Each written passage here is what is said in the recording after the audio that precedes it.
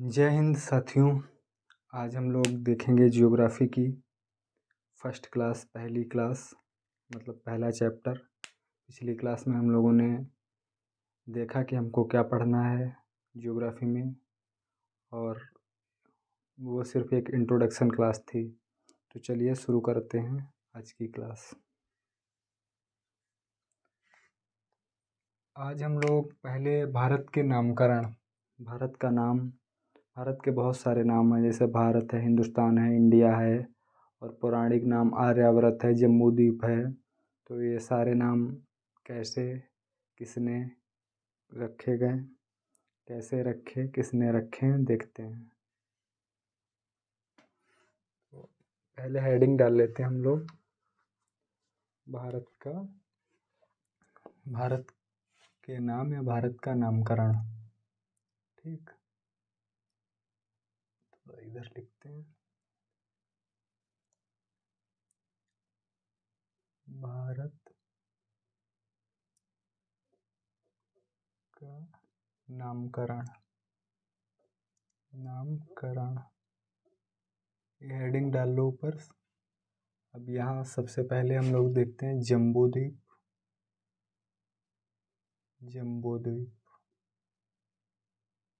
ठीक, और आर्यावर्त।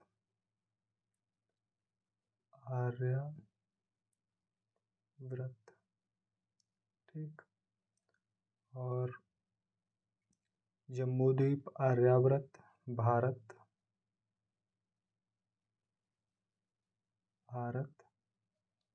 और इसके बाद हिंदुस्तान,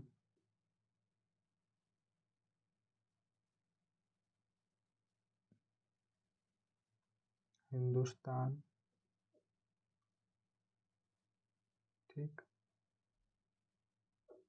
और इंडिया।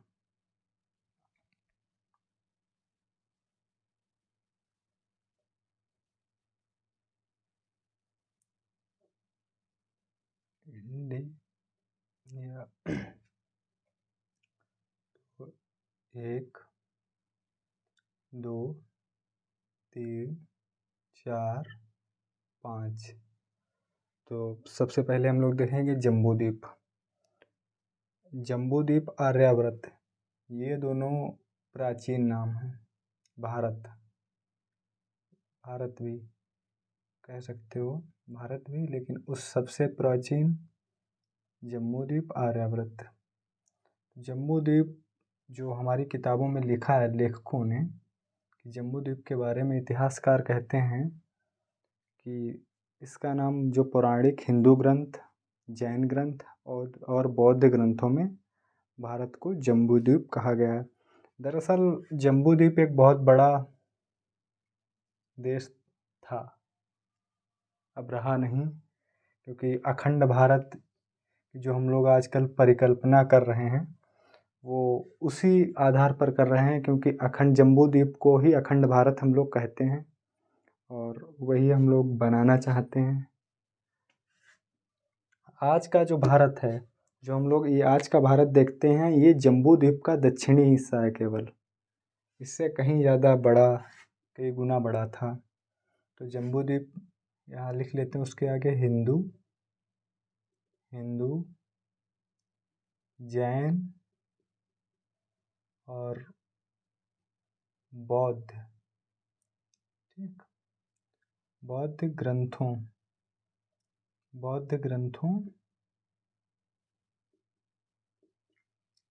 के आधार पर।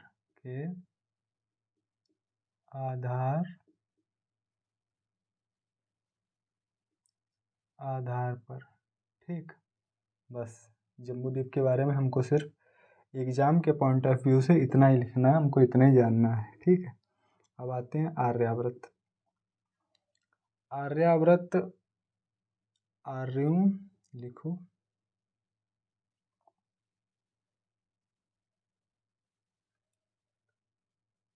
आर्यों के निवास स्थान के आधार पर। ठीक, आधार पर। तो दो हो गए, जम्बू द्वीप और आर्यावर्त। आर्यावर्त आर्यों के निवास स्थान के आधार पर कहाँ? सिंधु घाटी में। जो सिंधु घाटी सभ्यता है उसी से, उसके बाद सिंधु घाटी सभ्यता के बाद हम लोग ऋग्वैदिक और उत्तर वैदिक काल पढ़ते हैं इतिहास में। तो वही सिंधु घाटी सभ्यता पर ब्रैकेट में लिख लेना। ठीक, अब हम लोग आ जाते हैं भारत पे।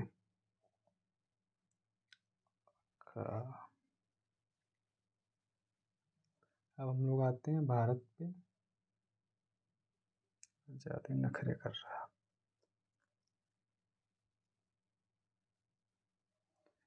भारत के बारे में दो बातें बताई जाती हैं कि भारत के नाम के पीछे दो। एक है कि भारत भरत के नाम पर ऋग्वैदिक काल में जो भरत थे, आप लोगों ने दशराग युद्ध पढ़ा होगा, तो भरत उनके नाम पे बताया जाता है कि ऋग्वैदिक काल के भरत। भरत एक जन थे। जन मतलब एक कबीलाई प्रथा पहले प्रचलित थी ऋग्वैदिक काल में।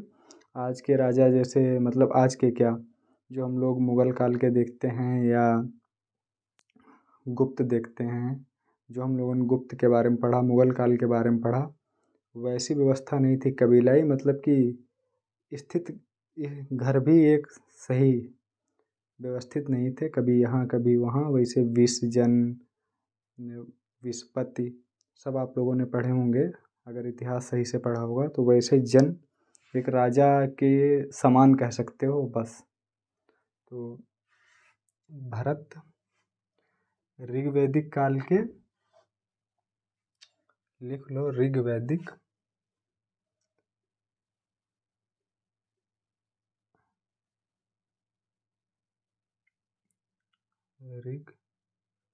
ऋग्वैदिक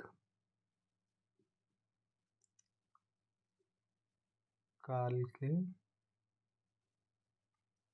भारत के नाम पर, बस भारत के नाम पर। ठीक, और एक तो ये हो गया पॉइंट, और दूसरा जो पॉइंट है हम बात करते हैं कि हम लोग पुराण पुराण हिंदू धर्म के बहुत पुराने ग्रंथ हैं। तो पुराणों के बारे में, पुराणों की संख्या, टोटल संख्या 8 है, उसमें से एक वायु पुराण है। तो वायु पुराण में शकुंतला और दुष्यंत की एक कहानी है। शकुंतला और दुष्यंत की के जो पुत्र थे, उनका उनका नाम भरत था। भरत के नाम पर भारत रखा है। तो यहाँ लिख सकते हो शकुंतला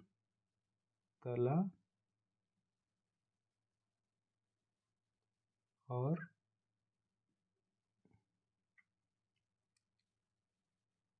दुष्यंत। शकुंतला और दुष्यंत के पुत्र भरत, भरत के नाम पर। और ये जो कहानी है ये हमको कहाँ मिलती है, ये भी पूछा जा सकता है एग्जाम में। ये हमको मिलती है वायु पुराण। जो हमारे पुराणों की संख्या 18 है, उनमें से जो वायु पुराण है, वायु पुराण। ठीक, ये कहानी हमको वायु पुराण से मिलती है। उसके बाद अब हम लोग आ जाते हैं, 3 हो गए, अब आते हैं हिंदुस्तान। अब हिंदुस्तान के बारे में चर्चा करते हैं। हिंदुस्तान, हिंदुस्तान थोड़ा जल्दी जल्दी देखते हैं। हिंदुस्तान पर्सिया या आधुनिक ईरान, सीधे आधुनिक ब्रैकेट में ईरान मतलब आज का ईरान, आधुनिक ईरान। ठीक है,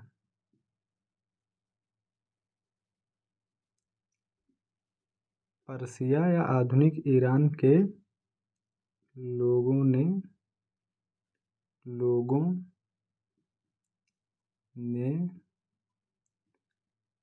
सिंधु घाटी सभ्यता में सबसे पहले प्रवेश किया। ठीक है। पर्सिया ईरान के लोगों ने सिंधु घाटी सभ्यता में सबसे पहले प्रवेश किया। वो सा सा को हा कहते थे। सा को हा कहते थे। सा को हा कहते थे। और उन्होंने सिंधु, जो सिंधु नदी थी, सिंधु नदी, सिंधु नदी को हिंदू कहा। हिंदू नदी कहा। इसी आधार पर हिंदुस्तान, इस आधार पर हिंदुस्तान। ठीक। आप लोग क्या करना, लिखने में थोड़ा टाइम लग रहा है तो आप लोग वीडियो को 1.5 की स्पीड या 1.25 की स्पीड या 2 की स्पीड से जैसे सुटेबल लगे वैसे देख लेना। ठीक है। आधार पर हिंदुस्तान, हिंदुस्तान। ठीक। अब हमारी जो 4 नाम हैं वो क्लियर हो चुके हैं। अब लास्ट बचा है एक इंडिया। तो हमारा जो संविधान है उसके अनुच्छेद में 2 ही नाम लिखे हैं, ये भारत लिखा है कि इंडिया लिखा है। ठीक है। बाकी हिंदुस्तान, जम्मू द्वीप, आर्यावर्त ये नहीं है। तो अब इंडिया के लिए इसका स्क्रीनशॉट ले लो, चाहे आप लोग उतार लो, जो सुटेबल लगे। अब आते हैं हम लोग इंडिया नंबर 5। तो अगर इसका स्क्रीनशॉट ले लिया तो हम इसे हटा रहे हैं, क्योंकि हम इंडिया के बारे में भी कुछ ऐसे लिखना है, थोड़ा लंबा चौड़ा तो टाइम लगेगा, तो हटा रहे हैं। ठीक है। एक बार स्क्रीनशॉट ले लो सब लोग। चलो।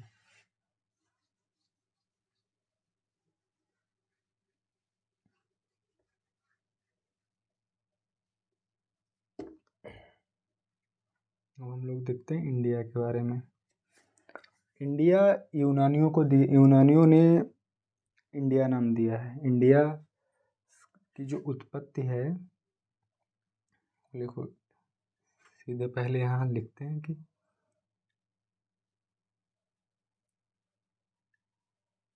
इंडिया शब्द की उत्पत्ति ग्रीक भाषा के इंडोस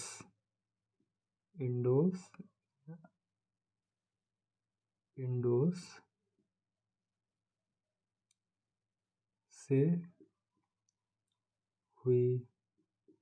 इंडिया शब्द की उत्पत्ति ग्रीक भाषा के इंडोस शब्द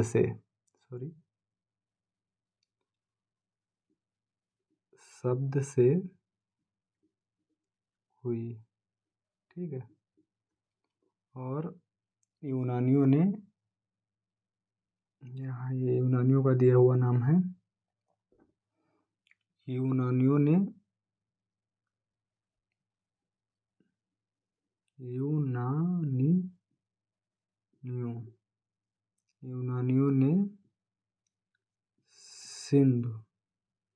सिंधु नदी ही है, हम सिंधु नहीं लिख रहे हैं, नदी नहीं लिख रहे हैं, आप लोग लिख लेना। सिंधु को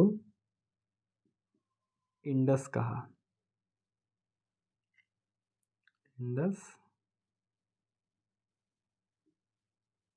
इंडस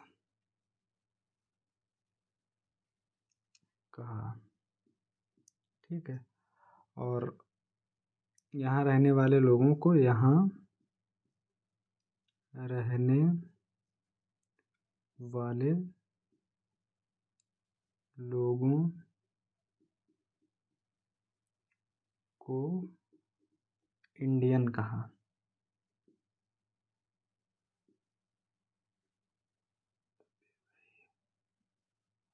इंडियन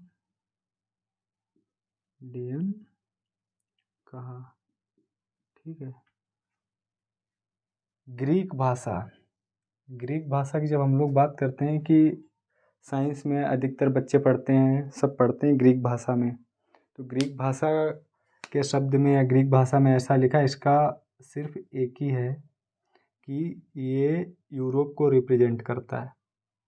यूरोप का जो भूमध्य सागर के किनारे एक ग्रीक देश भी पड़ता है, तो ये वहीं उसी के आसपास के जो इलाके हैं वो उसे रिप्रेजेंट करता है। ये यूरोप के लगभग 24 देशों में ग्रीक भाषा है अभी भी। ठीक है, तो चलते हैं।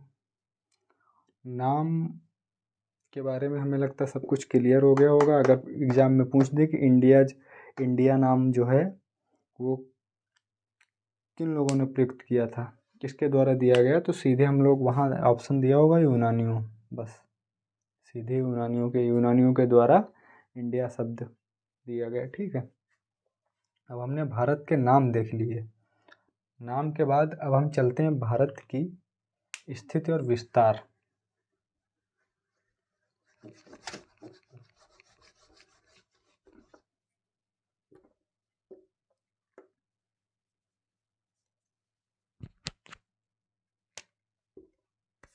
अब हेडिंग डालते हैं भारत की स्थिति और विस्तार।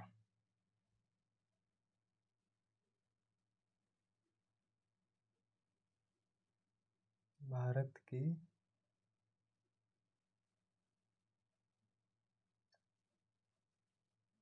स्थिति व विस्तार।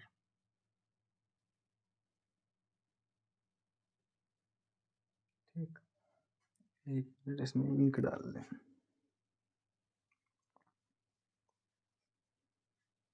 क्या कर रहा है भाई?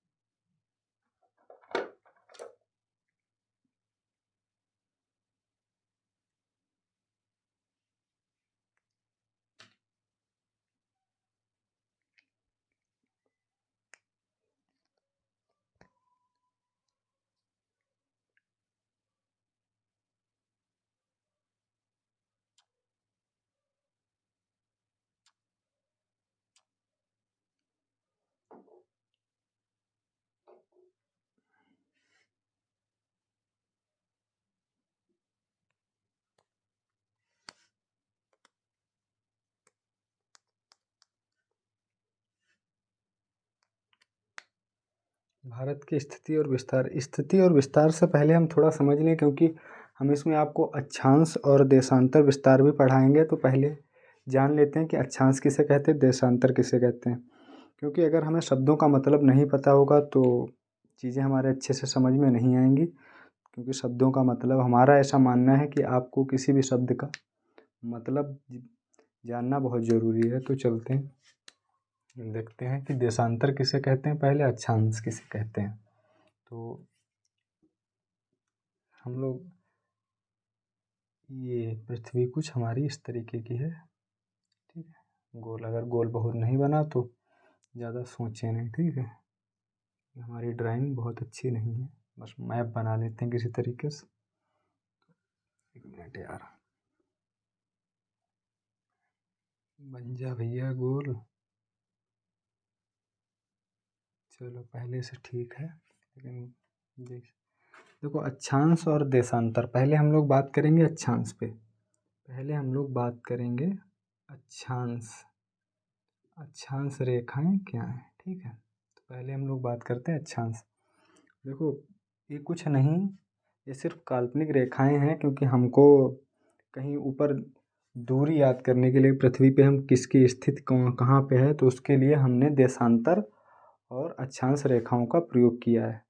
अगर इनका प्रयोग ना करें तो हम लोग स्थिति का पता नहीं लगा पाएंगे कि नेपाल कहाँ पे पड़ता है, दक्षिण अमेरिका कहाँ पे है, साउथ अमेरिका कहाँ पे है, ये सब चीज़ें हम पता नहीं लगा पाएंगे। तो इसी के लिए ऐसा प्रयोग किया गया है। तो चलिए आते हैं। पहले तो हम लोग सिर्फ इतना जाने कि अक्षांश एक काल्पनिक रेखाएं हैं जो पृथ्वी पर हैं नहीं, लेकिन हम लोग मानते हैं कि वो पृथ्वी पर हैं, खींची गई हैं। तो चलिए पहले ये वाली जो जो पृथ्वी को दो बराबर भागों में बांटती है उसे कहते हैं भूमध्य, मतलब भूमि के मध्य। भू मतलब पृथ्वी, उसे कहते हैं भूमध्य। ठीक, भूमध्य, भूमध्य रेखा। इसे और नामों से जानते हैं विषुवत रेखा, 0 डिग्री अक्षांश। जो पृथ्वी पर हमारे इस तरीके से जो रेखाएं खींची गई हैं, मतलब दोनों पूरा पूरा सर्कल बना है, क्योंकि पृथ्वी हमारी गोल है। तो जो इस तरीके से हैं, एक यहाँ सर्कल हो गया, फिर एक नीचे हो गया, ऐसे इस तरीके से, इस तरीके से कुछ, ठीक है, इस तरीके से, इस तरीके से। ठीक, ये तो इसे ऊपर वाले कहते हैं उत्तरी ध्रुव। एक मिनट यहाँ ध्यान देना, इधर ये हम दिशा ज्ञात करने के लिए जो ऊपर होता है उसे कहते हैं उत्तरी दिशा।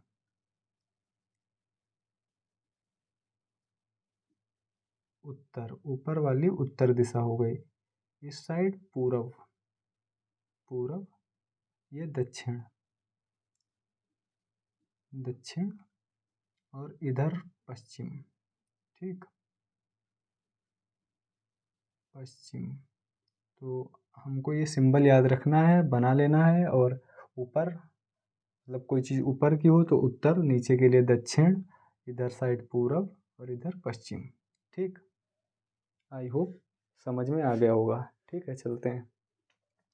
तो ये भूमध्य रेखा जो है, इसके भूमध्य रेखा के अगर हम लोग ऊपर जाएंगे तो कहेंगे उत्तरी, और अगर नीचे आएंगे तो कहेंगे दक्षिणी, मतलब कि ये दक्षिणी, तो इधर दक्षिणी, इसे दक्षिणी ध्रुव कहते हैं। नीचे वाला जो पॉइंट है इसे दक्षिणी ध्रुव कहते हैं।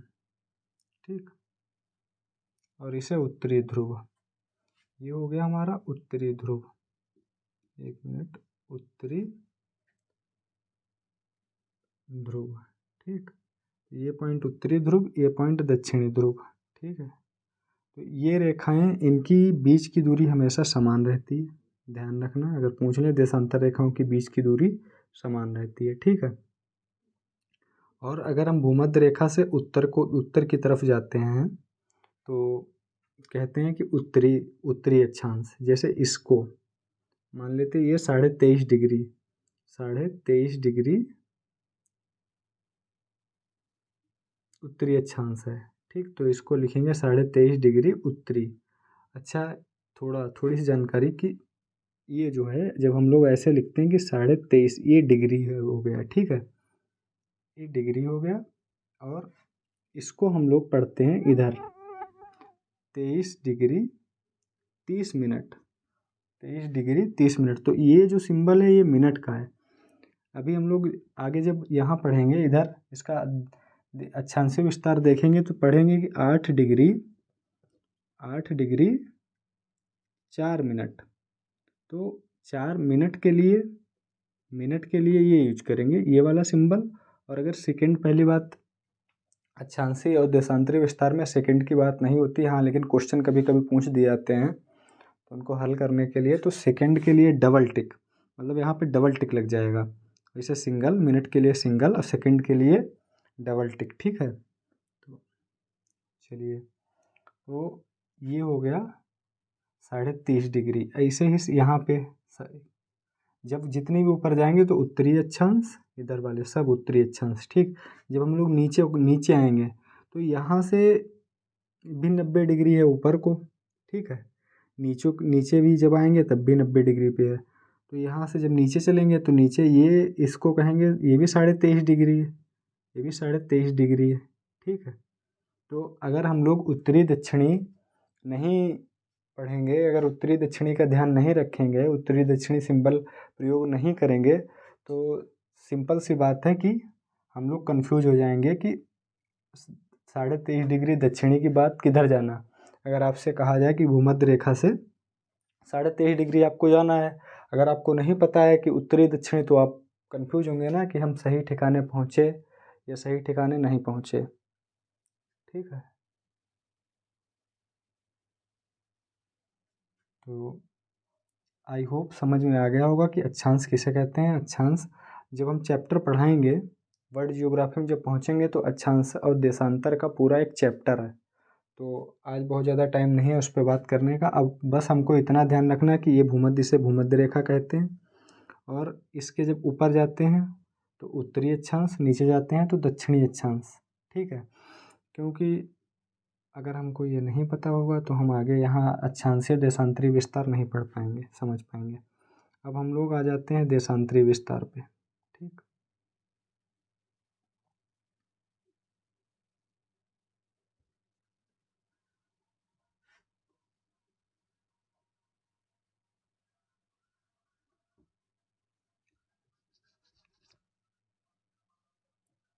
देशांतर। ठीक, अब हम लोग देशांतर। देशांतर हमको ज़रूरत इसलिए पड़े क्योंकि हमको समय, देशांतर का मेन यूज जो है वो समय का है। ठीक है, ओके। देशांतर का मेन यूज समय के लिए हम लोग प्रयोग करते हैं। जब बीच वाला जो बिल्कुल पृथ्वी के बीचों बीच से जो गुजारा गया है इसे कहते हैं 0 डिग्री। 0 डिग्री देशांतर या प्रधान यमोत्तर भी कहते हैं, या प्रधान देशांतर कहते हैं। और इसके अगर हम लोग पूरब में जाएंगे, पूरब में जाएंगे इस तरीके से चलेंगे। पूरब में अगर हम जाएंगे तो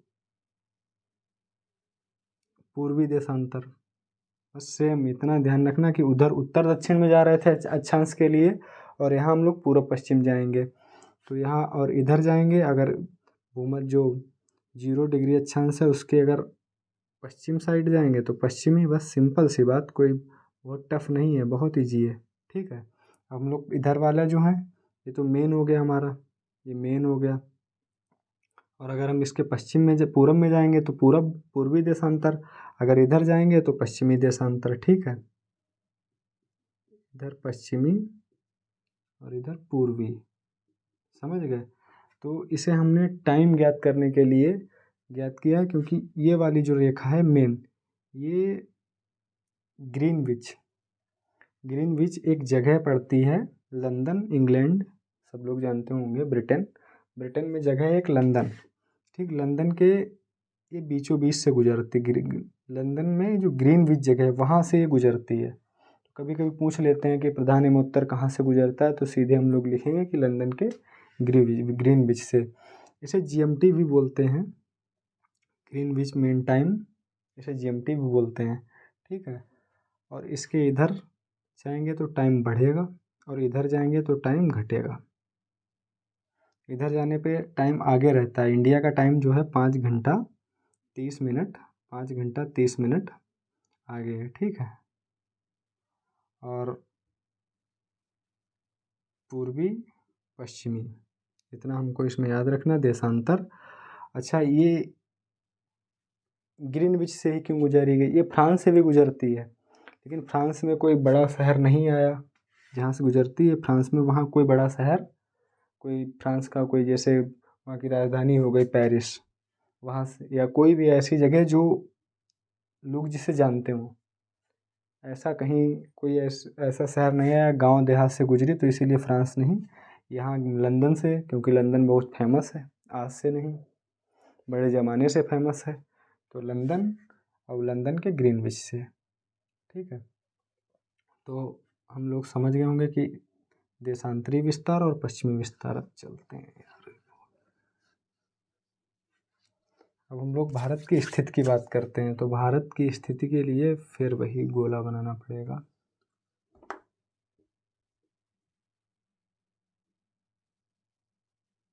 ठीक, ये हमारी भूमध्य रेखा हो गई। अभी हमने पढ़ाई थी तुम लोगों को भूमध्य रेखा। अक्षांश मतलब भूमध्य अक्षांश, 0 डिग्री अक्षांश। ये हो गया 0 डिग्री देशांतर। ठीक, ये 0 डिग्री देशांतर। भारत की स्थिति जो है, देखो मैप ऐसे हल्का सा बना लेते हैं, इसे कोई मैप ऐप नहीं, बस पहचान के लिए। ठीक, भारत की स्थिति यहाँ पे है। तो पहले तो हम लोग पढ़ते हैं, पता होगा कि जो गोलार्ध है हमारा, गोलार्ध के उत्तर में, पूरी तरीके से उत्तर में है, क्योंकि इधर आएंगे तो दक्षिणी लगेगा, यहाँ से ऊपर उत्तर। ठीक, और उत्तर में भी पश्चिम पूरब में ये वाला, इधर पश्चिम हो गया, ठीक, इधर पूरब हो गया, तो पूरब में है। तो हम लोग कहते हैं कि जो हमारा देश है इंडिया, वो उत्तरी पूर्वी गोलार्ध में स्थित है। ठीक है, उत्तरी पूर्वी गोलार्ध, ठीक, उत्तरी पूर्वी गोलार्ध में स्थित है। ये जो उत्तरी ध्रुव है, भूमध्य रेखा से उत्तरी ध्रुव की जो कोणीय दूरी है उसका 1/3 है। लिख लेना, कॉपी में नोट कर लेना कि भारत की जो लंबाई है वो उत्तरी ध्रुव के कोणीय दूरी का, उत्तरी ध्रुव के कोणीय दूरी का 1/3 है। मतलब अगर इसकी उत्तरी ध्रुव की कोणीय दूरी भूमध्य रेखा से 3 है तो इंडिया की 1 है। बस हमको ये ध्यान रखना, अगर उत्तरी ध्रुव की भूमध्य रेखा से कोणीय दूरी 3 है तो इंडिया की 1 है। ठीक, इंडिया की 1 है। बहुत डिटेल में पढ़ा रहे हैं आप लोगों को, अगर एग्ज़ाम में कहीं कोई कुछ भी नहीं छूटेगा। एक एक छोटी छोटी बात का ध्यान रख रहे हैं, क्या पढ़ाना है क्या नहीं पढ़ाना है, कुछ छूटना नहीं चाहिए, कंटेंट 1 नंबर का। ठीक है, तो भारत की स्थिति अब आप समझ गए होंगे। अब हम लोग इसे हटा देते हैं। अब समझ में आ गया कि उत्तर पूर्वी गोलार्ध में है। पूछ लें कहाँ पे, उत्तरी पूर्वी गोलार्ध में। कोणीय दूरी पूछ लें तो 1/3। ये ऐसे क्वेश्चन पीसीएस में आते हैं, पीसीएस प्री। ये जो क्वेश्चन है पीसीएस प्री का, रेलवे एसएससी तो छोटी चीज़ है, अगर ऐसे पढ़ लो तो रेलवे एसएससी कुछ छूटेगा नहीं।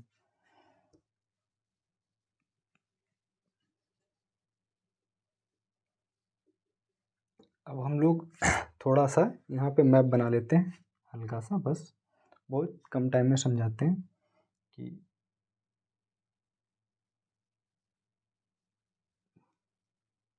ऐसे ही टेम्परेरी मैप बना लिया। ठीक, ज़्यादा दिमाग नहीं लगाना कि मैप सही नहीं बना, बस हमको अभी काम निकालना है। ठीक, तो अब हम इस मैप के आप नोट करते जाना कापी में अच्छे से, क्योंकि हम यहाँ पे सारी चीज़ें नोट नहीं करेंगे, बोलेंगे हाँ, लेकिन बताएंगे एक एक पॉइंट। तो आप जितने पॉइंट हम बोलें वो सब लिखते जाओ, सब काम के हैं, कोई बाहर का नहीं है। इस क्लास को पढ़ने के बाद आपको किसी किताब की ज़रूरत नहीं पड़ेगी। इतना आप छोटी मोटी किताबों में भी नहीं मिलेगा जो हम पढ़ा रहे हैं। ठीक है, तो चलिए अब हम लोग देशांतर, क्या बताया था, देशांतर। देशांतर के लिए मतलब हम लोग ऐसे, ये लाइन हो गई देशांतर की। ठीक है, देशांतर अक्षांश बहुत डिटेल में पढ़ाएंगे। अगर कोई पढ़ा हुआ बच्चा पढ़ रहा है और देख रहा है कि बस ऊपर ऊपर बता दिया, तो यहाँ ऊपर ऊपर ज़रूरत है। अगर वही बताने बैठ गए देशांतर और अक्षांश, तो क्लास उसी में गुजर जाएगी भाई। चलिए ठीक है,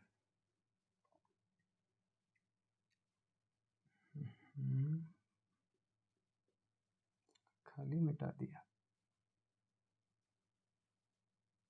ठीक है, तो पहले हम लोग अक्षांश दूरी, भारत की अक्षांश दूरी देखते हैं। ठीक है, यहाँ पे सीधे ऐसे लिखते हैं भारत और अक्षांश, अक्षांश के बारे में। तो जो हमारी मुख्य भूमि है तमिलनाडु के कन्याकुमारी, लिखते जाना, मुख्य भूमि, भारत की मुख्य भूमि तमिलनाडु के कन्याकुमारी। ठीक है, यहाँ पे जो उत्तरी अक्षांश 8 डिग्री 4 मिनट, अभी हमने बताया था डिग्री और मिनट के बारे में। 8 डिग्री 4 मिनट उत्तरी, ठीक है, उत्तरी अक्षांश से 37 डिग्री, सीधे 37 डिग्री 6 मिनट उत्तरी अक्षांश। क्योंकि अभी हम लोगों ने पढ़ा था कि ये मान लो भूमध्य रेखा है, ठीक है, ये गोल मान लेते, थोड़ी देर के लिए किया जाता है, कुछ बिगड़ेगा थोड़ी ना। ये तो यहाँ से ये यहाँ से जब हम ऊपर को जाएंगे तो उत्तर के बारे में पढ़ेंगे। तो यहाँ भी उत्तर हो गया, ऊपर भी उत्तर ही है, ये भी उत्तरी अक्षांश है। तो 37 डिग्री 6 मिनट उत्तरी अक्षांश। ठीक, अक्षांश सीधे लिखते जाओ। अब देशांतर के बारे में बात करते हैं। देशांतर, ये देशांतर हो गया, यहाँ पे कुछ ऐसे ऐसे है। ठीक, ये देशांतर हो गया। देशांतर के बारे में, देशांतर अब यहाँ ये मान लेते हैं 0 डिग्री देशांतर है। ठीक है, ये वाली ये रेखा 0 डिग्री देशांतर। तो हमारा देश 0 डिग्री देशांतर के किधर है? पूरब में पड़ रहा है। तो जब पूरब में पड़ रहा है तो यहाँ से यहाँ पे जो होगा वो पूर्वी देशांतर होगा। पूर्वी देशांतर होगा तो मतलब इसे ये 68 डिग्री लिख लेना, 68 डिग्री।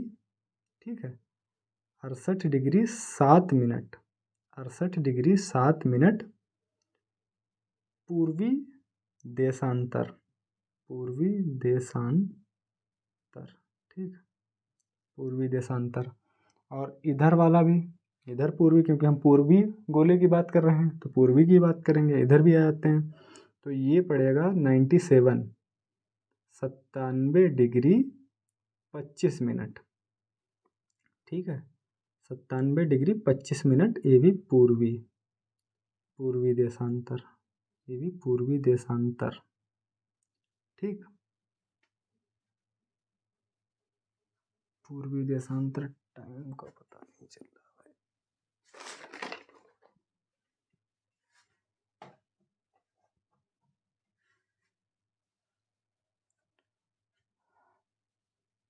पूर्वी देशांतर, तो इधर हम लोगों ने, अब हमारे देशांतर और अक्षांश पता चल गए होंगे। तो अक्षांश कितना है यहाँ पे भी लिख लो, 8 डिग्री 4 मिनट से 37 डिग्री 6 मिनट।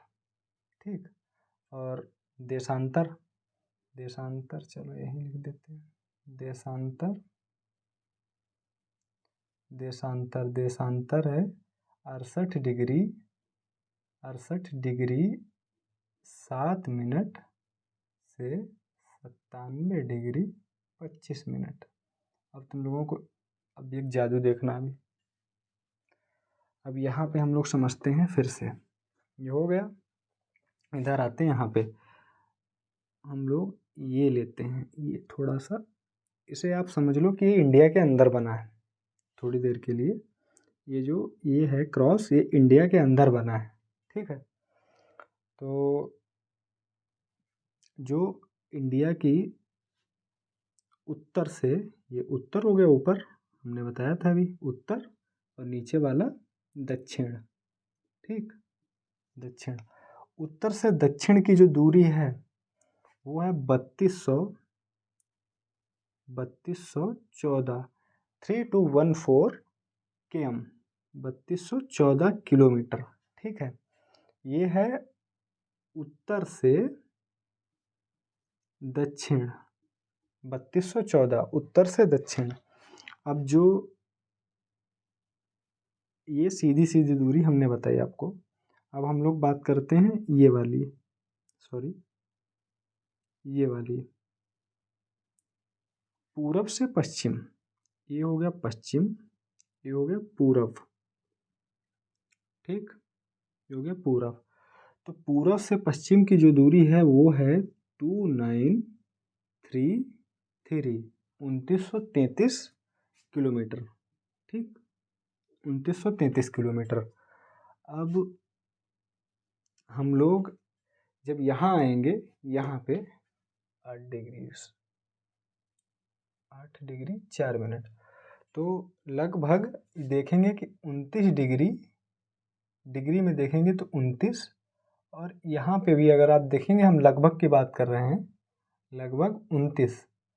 जो हमारी ऐसी ऐसी डिग्री में जो दूरी है, ऐसी उत्तर दक्षिण और पूरब पश्चिम, वो 29 लगभग बराबर है, लगभग 29 है। लेकिन फिर भी हम यहाँ जब नज़र डालेंगे, इधर देखेंगे तो देखेंगे कि ये हो गया उत्तर, देख लेते हैं। ठीक, ये हो गया दक्षिण, पूरब पश्चिम, ये उत्तर दक्षिण, और ये पश्चिम पूरब। ठीक, दोनों की जो अक्षांशीय देशांतरी विस्तार है दोनों का 29 डिग्री है।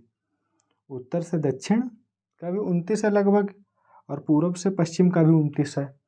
लेकिन जब हम लोग किलोमीटर में दूरी देखेंगे तो उत्तर से दक्षिण 3214 है। ठीक, और पूरब से पश्चिम 2933 है। ऐसा क्यों है भाई, इतना फ़र्क क्यों है? लगभग 300 किलोमीटर का डिफरेंस है। लगभग अगर आप देखेंगे तो 300 किलोमीटर का फ़र्क पड़ रहा है। ऐसा कौन सा, ये कौन सा जादू है भाई? तो चलो इस जादू के बारे में भी हम बात करते हैं आप सबसे। यार केबल हिल रही है भाई, 1 मिनट।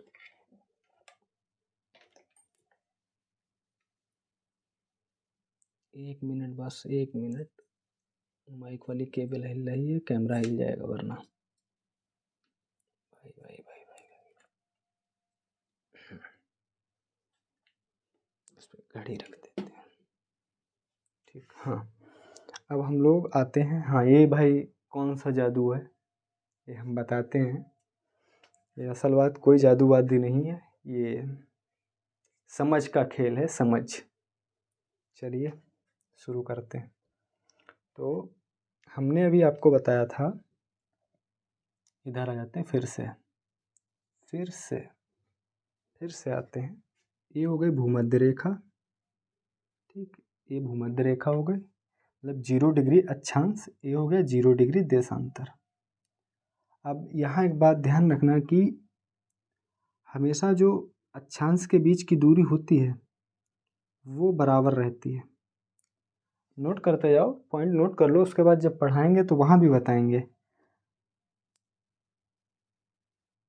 अक्षांशों के बीच की दूरी बराबर होती है, ठीक है। लेकिन देशांतर ये ध्रुव है, ध्रुव से ये देखिए भाई साहब, उत्तरी ध्रुव से दक्षिणी ध्रुव पे आके मिल जाते हैं। मतलब बीच में तो चौड़े रहते हैं भाई, बहुत फैलते हैं, लेकिन जब ध्रुव पे पहुंचते हैं तो आपस में मिल जाते हैं। लेकिन अक्षांश में ऐसा कुछ नहीं है, ठीक है। तो हमने देखा ये कुछ हमारी पृथ्वी है, जिसे भाई बना पाई बनाइए, लेकिन समझ जाओगे आई होप। तो हमने देखा जो सीधी लाइनें हैं वो ध्रुव पे आके मिल रही, यहाँ मिल रही, यहाँ मिल रही, लेकिन ये जो है ये गोल है।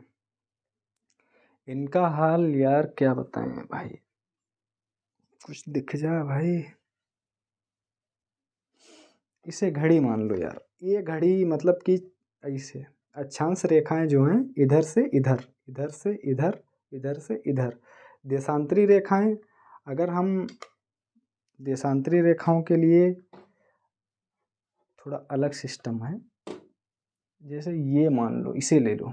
देशांतरी रेखाओं के लिए यहाँ से आई, यहाँ वाली मिल गई, यहाँ से आई यहाँ वाली, यहाँ से आई यहाँ, तो इधर इधर खिंची तो है हर तरफ, लेकिन वो मिल रही हैं। तो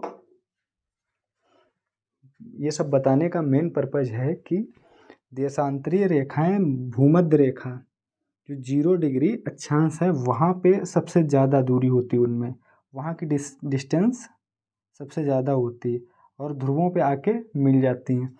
तो हम लोग, अब हमारे भारत की स्थिति कहाँ है? ये भूमध्य रेखा है, भारत की स्थिति कुछ यहाँ पे है, ठीक। तो अक्षांशीय दूरी, ये वाली दूरी तो बराबर रहेगी, ठीक है। लेकिन जब ऊपर को जाएंगे तो वहाँ अक्षांशीय देशांतरी रेखाएं पास आ रही हैं, सिकुड़ रही हैं। तो यही कारण है कि अब आप लोग समझ गए होंगे कि देशांतरी रेखाएं ऊपर जाओ या नीचे जाओ, साउथ पोल जाओ, नॉर्थ पोल जाओ, मतलब दक्षिणी ध्रुव जाओ या उत्तरी ध्रुव जाओ, तो ध्रुवों पे जाके आपस में मिल जाती हैं। लेकिन जो अक्षांश रेखाएं हैं उनकी दूरी नहीं घटती है, वो गोल गोल हैं, वो बराबर रहती हैं। तो यही कारण है कि जो ये वाली जो दूरी है, ये वाली पूरब से पश्चिम इसीलिए ये कम है। ये इसीलिए लगभग की हम बात कर रहे हैं 300 किलोमीटर का डिफरेंस है, ठीक। लगभग 300 किलोमीटर का डिफरेंस है, ठीक। आई होप समझ गए होगे अब फटाक से। सब कुछ उतार लिया होगा, नहीं तो स्क्रीनशॉट ले लो।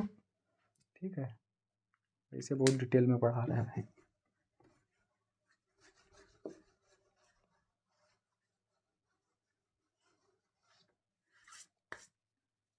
अब हम लोग आ जाते हैं भारत के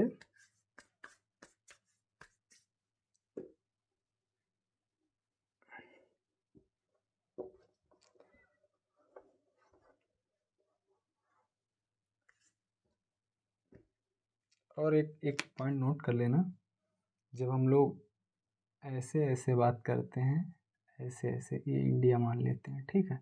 तो ये जो आकार है ये यहाँ पे लिखते हैं सबसे पहले भारत की, एक मिनट, हेडिंग गलत मिटा दी। भारत की स्थिति और विस्तार में ही अभी हम बात कर रहे हैं,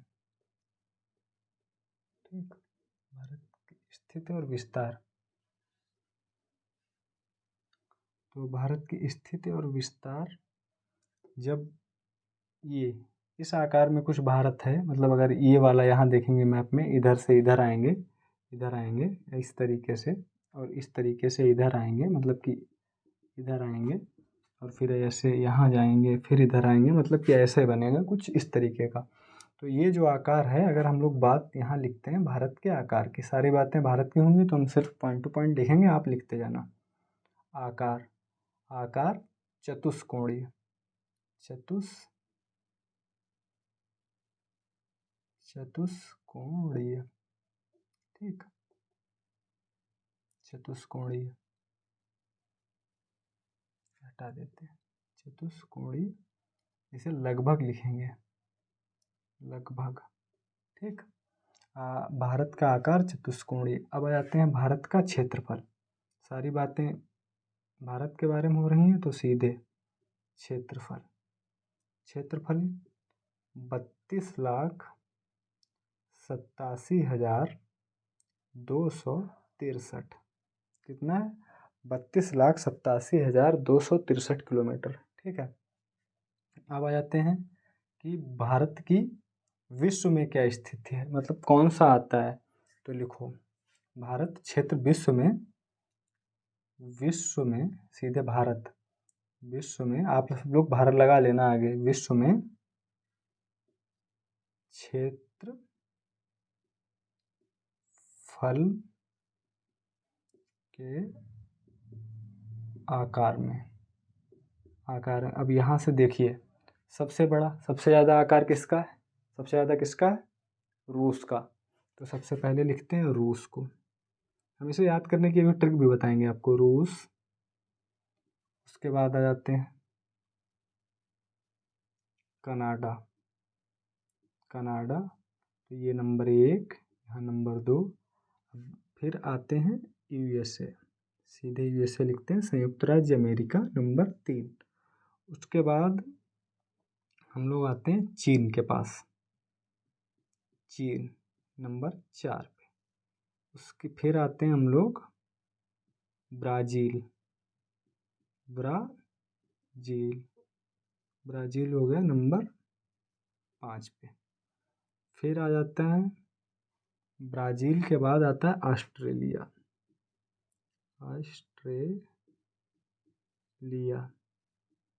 ऑस्ट्रेलिया आता है नंबर 6 पे। फिर आ जाता है अपना भारत, फिर आता है भारत नंबर 7 पे। तो विश्व में क्षेत्रफल के आकार में कौन सा नंबर है, 7वां। कभी कभी डायरेक्ट पूछ देंगे, सिर्फ नंबर पूछेंगे, क्या बताना है, 7वां, ठीक है। तो अच्छा, याद करने की ट्रिक हम बता रहे हैं, याद करने की ट्रिक, मैप देखा करो। मैप देखने से जियोग्राफी की जो भौगोलिक स्थिति है वो अच्छे से याद होती है। बार बार नज़र हमारी इसलिए इधर जा रही है क्योंकि हमने मैप अपने इधर ही लगा रखे हैं, तो एक आदत है फटाक से, ठीक है। तो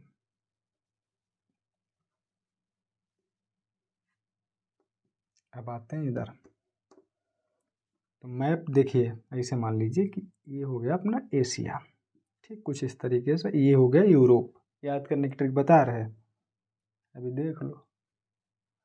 और ये हो गया उत्तरी अमेरिका, ठीक। और ये हो गया दक्षिणी अमेरिका। ऐसे कुछ मैप है। और ये यूरोप, और ये हो गया, ये क्या है, अफ्रीका। तो सबसे पहले रसिया यहाँ शुरू हुई है, इधर से नज़र डाली, रसिया नंबर 1। ठीक, उसके बाद यहाँ इसकी करी तो यहाँ कनाडा हो गया ऊपर, नीचे अमेरिका। तो नंबर 2 कनाडा, नंबर 3 अमेरिका, फिर यहाँ चलेगा चीन। मतलब पहले इधर आए, फिर यहाँ के 2 निपटाए। पहले इधर रूस, फिर यहाँ कनाडा को निपटाया, अमेरिका को निपटाया, उसके बाद चीन पे नंबर। ठीक है, 3-4 नंबर चीन। अब चले आते वहाँ से यहाँ चले जाते हैं कहाँ, साउथ अमेरिका, मतलब दक्षिणी अमेरिका के द्वीप पे। ठीक, यहाँ पे ब्राज़ील से निपट लेते हैं। हो गया, सबको निपटा दिया। तो 1 2 3 4 ब्राज़ील हो गया 5। अब एक बचा है। अभी हम लोग वहाँ से सेमीफाइनल हार के आए, तो जाते हैं सीधे अब बदला लेने सेमीफाइनल का। ठीक, भले हमें इंग्लैंड ने हराया, लेकिन बदला ऑस्ट्रेलिया में, धरती ऑस्ट्रेलिया की थी। ठीक है, तो हम ऑस्ट्रेलिया पहुँचे 6 नंबर ऑस्ट्रेलिया के पास आए। अब उसके पास अपना देश यार, वो कैसे भूल सकते हैं। 7 नंबर, हमारे जो हिंदू धर्म में है वो 7 नंबर उसे अच्छा मानते हैं। तो 7 नंबर, भारत, हिंदुस्तान याद करने की सबसे अच्छी ट्रिक। ठीक है, तो 7 नंबर। और टाइम खराब कर रहे हैं भाई आज।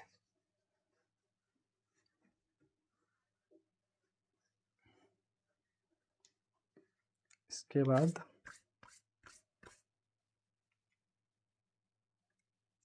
चतुष्कोणीय आकार, क्षेत्रफल। हाँ, अब आते हैं जनसंख्या की दृष्टि से। जनसंख्या की दृष्टि से हमारा विश्व में दूसरा है। पहला चीन का है, लेकिन उसमें भी हम उसे जल्दी पीछे छोड़ेंगे, हो सकता है छोड़ दिया हो। ठीक है, क्योंकि डाटा भी, नया डाटा उपलब्ध नहीं है। तो जनसंख्या के, अब क्षेत्रफल की दृष्टि से यहाँ पढ़ो, जो ये उतार लिया वो हम हटा देते हैं इतना। ठीक है,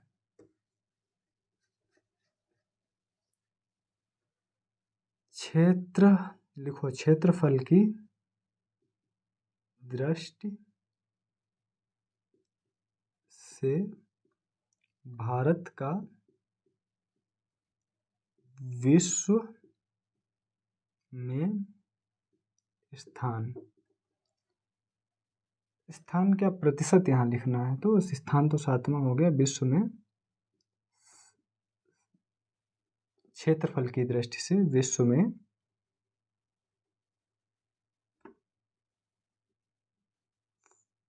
इतना है। ठीक है, समझ गए। सॉरी, 2.43, लेकिन कुछ किताबों में 2.40 भी मिलेगा, 4 लिखते, 2.4%। ठीक, तो ये इतना है। अब जनसंख्या की दृष्टि से इतना हो गया 2.43। ठीक है, 43 ये आया ऑथेंटिक 43 है। लेकिन अगर एग्जाम में 2.4% आ जाए तो गलत नहीं है, छोड़ के मत चले आना, सही करके आना। क्योंकि ऐसा होता है कि 0.5 से नीचे है तो उसे 40 पे ले आए। ठीक है, अगर वही 46-47 होता तो 50 पे लेके जाते, मतलब 0.5 लिखते, तो वो पढ़ने या लिखने के थोड़ी आसान रहे, इसलिए ऐसा किया जाता है। ये गणितीय भाषा है, जो गणित का विद्यार्थी होगा उसे ये बात समझ में आ रही होगी। ठीक है, उसके बाद जनसंख्या की दृष्टि से,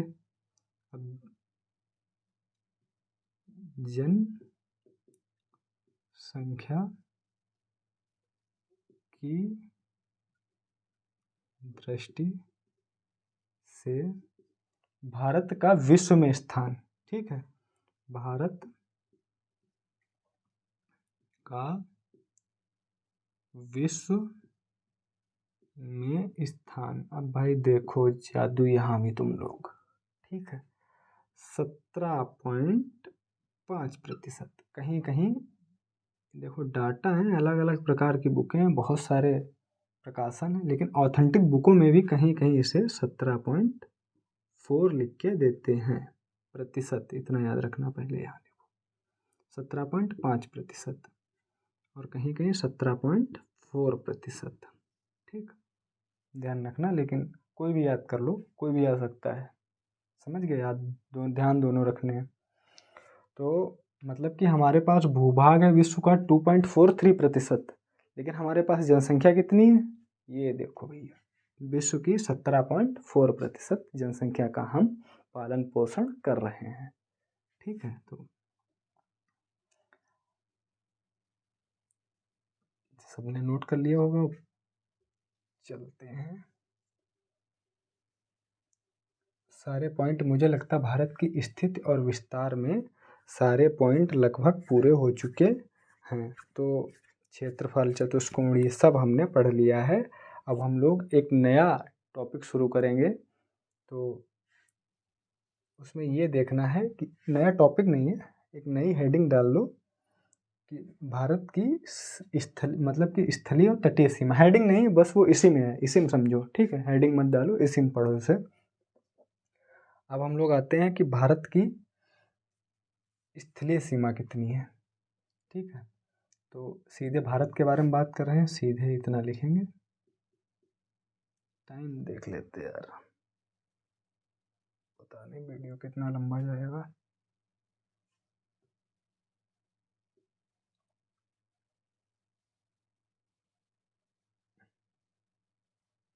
शुरू करें या ना शुरू करें समझ नहीं आ रहा। चलो,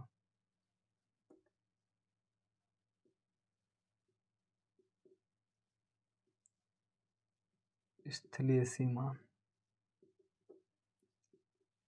फिर हम लोग देखेंगे तटीय सीमा,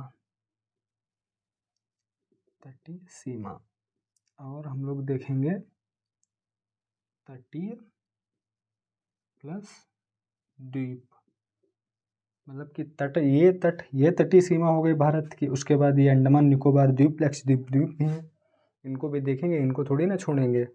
सबसे पहले हम लोग चलते हैं भारत की स्थलीय सीमा पर। भारत की स्थलीय सीमा 15,106.6, कहीं कहीं 7 होगा, कहीं कहीं 6 होगा किलोमीटर। ठीक, ये भारत की स्थलीय सीमा हो गई। और भारत की तटीय सीमा 6100, सब किलोमीटर में है, 6100 किलोमीटर है। ठीक है, अब हम लोग भारत की बात करते हैं तटीय सीमा की। तटीय सीमा भी अलग अलग है, लेकिन चलो बताते हैं। तटीय प्लस द्वीप दोनों मिक्स हैं, तटीय प्लस दोनों एक में ही हैं। ठीक है, ध्यान रखना। तटीय प्लस द्वीप अगर पूछ ले, तटीय प्लस द्वीप, तो कितना लिखेंगे? 7516.6। ठीक है, 7516.6 किलोमीटर, ये भारत की स्थलीय सीमा, तटीय सीमा और तटीय प्लस द्वीपीय सीमा, तीनों सीमाएं होंगे। अब हम लोग बात करते हैं कि सबसे लंबी तटरेखा। अब यहीं आए हैं तो तटरेखा की बात कर लेते हैं। सबसे लंबी तटरेखा गुजरात की, सबसे लंबी तटीय रेखा, मतलब कौन से राज्य की है? तो तटीय रेखा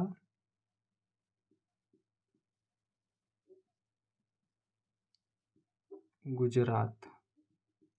ठीक, और उसके बाद सबसे छोटी, अगर ये हो गई तो सबसे छोटी, ठीक, तटीय रेखा गोवा की, लगभग 106 किलोमीटर। ठीक, अच्छा, इसकी ज़्यादा इसलिए क्योंकि एक क्रीक बन रहा है यहाँ, क्रीक की वजह से। ये देख रहे हो, ये क्रीक है, यहाँ भी क्रीक है, तो वो दिखने में नहीं लगता, लेकिन अगर इसे अभी मान लो ये कोई रबड़ है या कोई ऐसी चीज़ है, फोल्ड है, सीधा करोगे तो बढ़ जाएगी, तार है, ठीक वही सेम है। तो यहाँ ब्रैकेट में आगे लिख लेना, क्रीक की वजह से, क्रीक की वजह से लंबी है। ठीक है, तो इतना हो गया। अब हमें नहीं लगता कि स्थलीय तटीय रेखा में कुछ बचा है। अच्छा,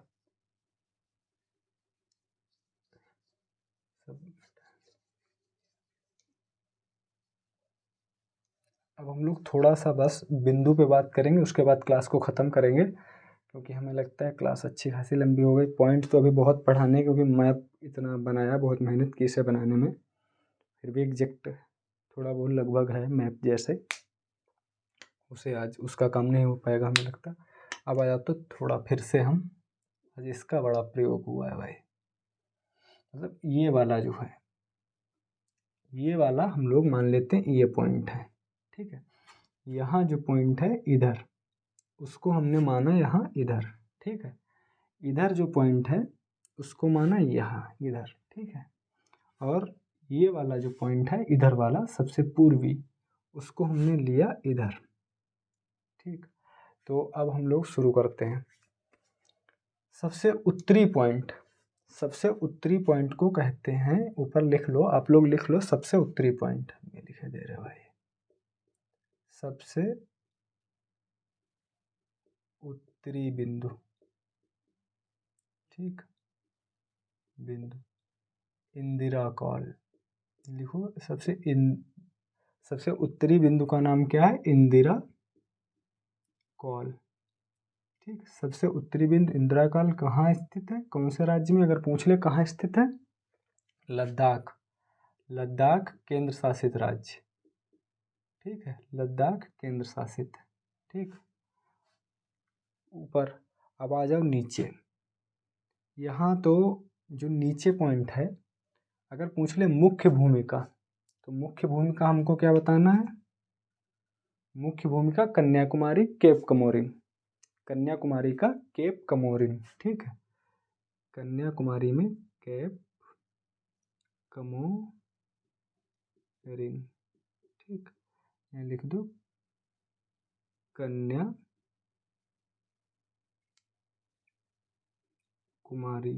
कन्याकुमारी केप कमोरिन, कन्याकुमारी मुख्य भूमि, भारत की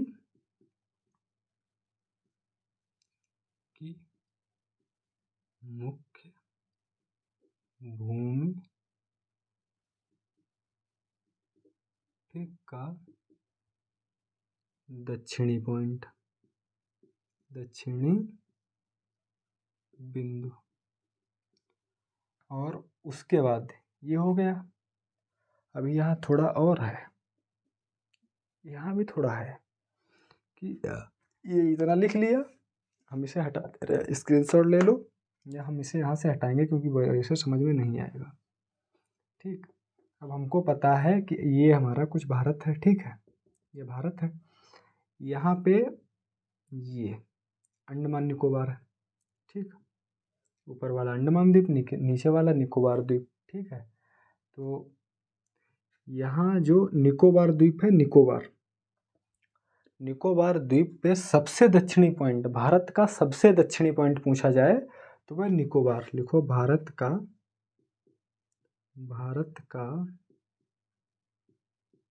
सबसे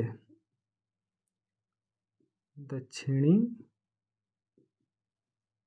बिंदु, भारत का सबसे दक्षिणी बिंदु नाम क्या है? इंदिरा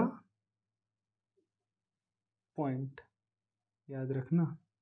यहाँ है इंदिरा कॉल, यहाँ है इंदिरा पॉइंट, इंदिरा और इंदिरा है, ये भी ध्यान रखना मेरे भाई, अब आप सब लोग, ठीक है। इंदिरा, वहाँ भी इंदिरा है, इंदिरा पॉइंट, ठीक, इंदिरा पॉइंट, ठीक, इंदिरा पॉइंट। तो सबसे दक्षिणी बिंदु इंदिरा पॉइंट कहाँ स्थित है? कहाँ स्थित है? निकोबार, ग्रेट निकोबार लिखो, ग्रेट निकोबार में, ग्रेट निकोबार में, ठीक है, इसकी स्थिति है, स्थिति, ठीक, ग्रेट निकोबार में। अच्छा, अभी हमने जो देशांतरी विस्तार आपको पढ़ाया था, जो देशांतरी विस्तार बताया था वो यहाँ से बताया था, मुख्य भूमि से, मुख्य भूमि से बताया था 8 डिग्री 4 मिनट, 8 डिग्री 4 मिनट उत्तरी अक्षांश, ठीक है, ध्यान रखना, अक्षांश उत्तरी दक्षिणी। और उसके बाद ये वाला जो है ये तो भाई नीचे है, ये नीचे है। तो इसका है कि ग्रेट निकोबार हमारा स्थित है 6 डिग्री 45 मिनट पर, 6 डिग्री 45 मिनट पर, ठीक। उत्तरी अक्षांश पर, इतना याद रखना, 6 डिग्री 45 मिनट उत्तरी अक्षांश पर, 6 डिग्री 45 मिनट उत्तरी अक्षांश पर, समझ गए। तो अगर ऑप्शन मतलब क्वेश्चन आ जाए कि भारत का सबसे दक्षिणी अक्षांश, तो हमको, और ऑप्शन में 8 डिग्री 4 मिनट अगर नहीं है तो आंसर होगा 6 डिग्री 45 मिनट, ठीक है। और अगर है भी, अगर ये ऑप्शन विकल्प में उपलब्ध है कि 8 डिग्री 4 मिनट भी है, 6 डिग्री 45 मिनट भी है, तब और पूछ ले सबसे दक्षिणी, अगर उसमें मुख्य भूमि ना लिखा हो, पूछ ले सबसे दक्षिणी, तब भी हमारा आंसर 6 डिग्री 45 मिनट उत्तरी अक्षांश होगा। ये उत्तरी भाई जरूर ध्यान रखना, क्योंकि वो यही तुमको मारेंगे, उत्तरी दक्षिणी लिख देंगे, वैसे लिख देंगे 45 मिनट दक्षिणी, 6 डिग्री 45 मिनट। भाई राइटिंग स्किल तो मेरी कमाल की है, सबको पता लग गया आजकल। 6 डिग्री 45 मिनट उत्तरी लिखेंगे, 6 डिग्री 45 मिनट लिख देंगे दक्षिणी, ये तो ऊपर दक्षिणी लिख दिया, नीचे लिख देंगे उत्तरी। बस आप लोग क्या करोगे, हम खुद करे हैं भाई, आप लोग क्या करोगे, अंधेपन में सीधे ये फटाक से एक पढ़ा, अरे मिल गया मिल गया मिल गया, पढ़ा मिल गया ना, बस यही होता है। फिर क्या होता है, फिर मुंह बनता है, रात को नींद नहीं आती है। तो समझ में आ गया होगा दक्षिणी पॉइंट। अब 2 पॉइंट और बचे हैं, बस हम लोग खाली पॉइंट ही खत्म करेंगे बस। अब जो इधर वाला इलाका जो है, ये वाला, ये गुजरात का है, तो यही समझा देते हैं, सीधे यहीं लिखते हैं, उधर उधर नहीं, यहाँ लिखो।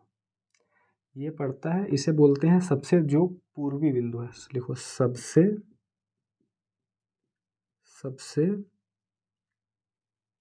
भारत का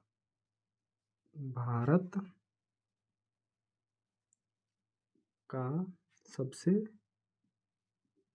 पूर्वी बिंदु गुहार मोती, इसे बोलते हैं गुहार मोती, ठीक, इसको बोलते हैं गुहार मोती, ठीक। ये हो गया गुहार मोती। और ये पड़ता कहाँ है भाई, गुजरात, देख लो, ये पड़ता है गुजरात में भी कहाँ, गुजरात के कच्छ जिले में, गुजरात के कच्छ जिले में, ठीक, गुजरात के कच्छ जिले में पड़ता है। अब एक पॉइंट और डिस्कस करेंगे, उसके बाद क्लास समापन की ओर ले जाएंगे, ठीक। अरे भाई उतार लिया था, नहीं उतारा था भाई यार, 1 मिनट बस। गुहार, इसे कहीं कहीं गुहार माता भी लिखते हैं, ये भी ध्यान रखना, ठीक है। गुहार मोती, गुजरात कच्छ जिला, ठीक। स्क्रीनशॉट ले लो, उतार लो, ठीक है। सीधे इसे हटाते हैं, एक बचा है, उसे भी हटा, निपटा दें, बात खत्म।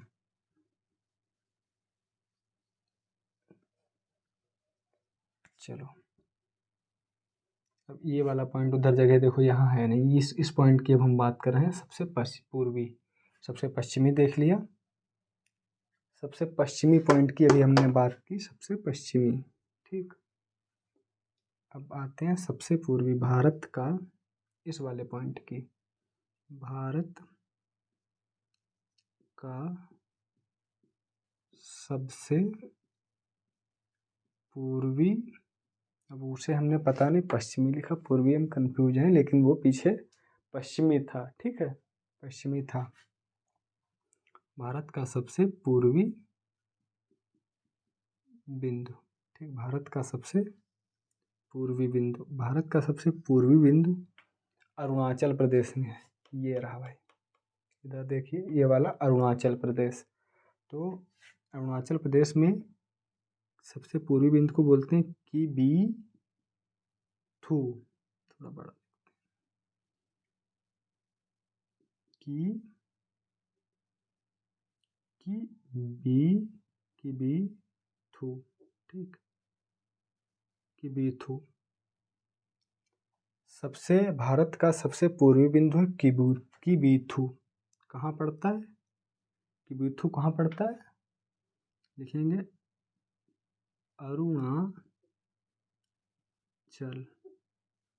अरुणाचल प्रदेश। ठीक, तो आई होप जो हमने आप लोगों को समझाने की कोशिश की वो समझ में आया होगा।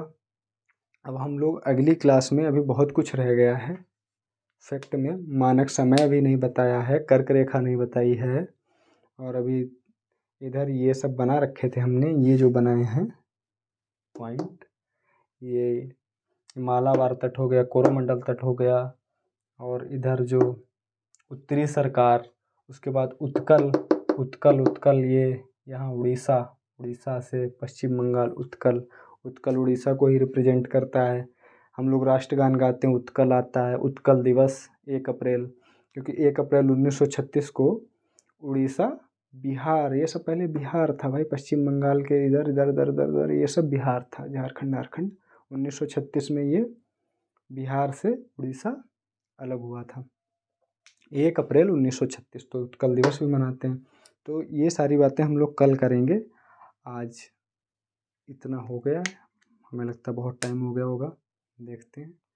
तो चलिए चलते हैं। बहुत बहुत धन्यवाद आप लोगों का। आप लोगों ने जो पहली वीडियो पे प्यार दिखाया वो अतुलनीय है, उसके लिए सभी का बहुत बहुत धन्यवाद, आभार।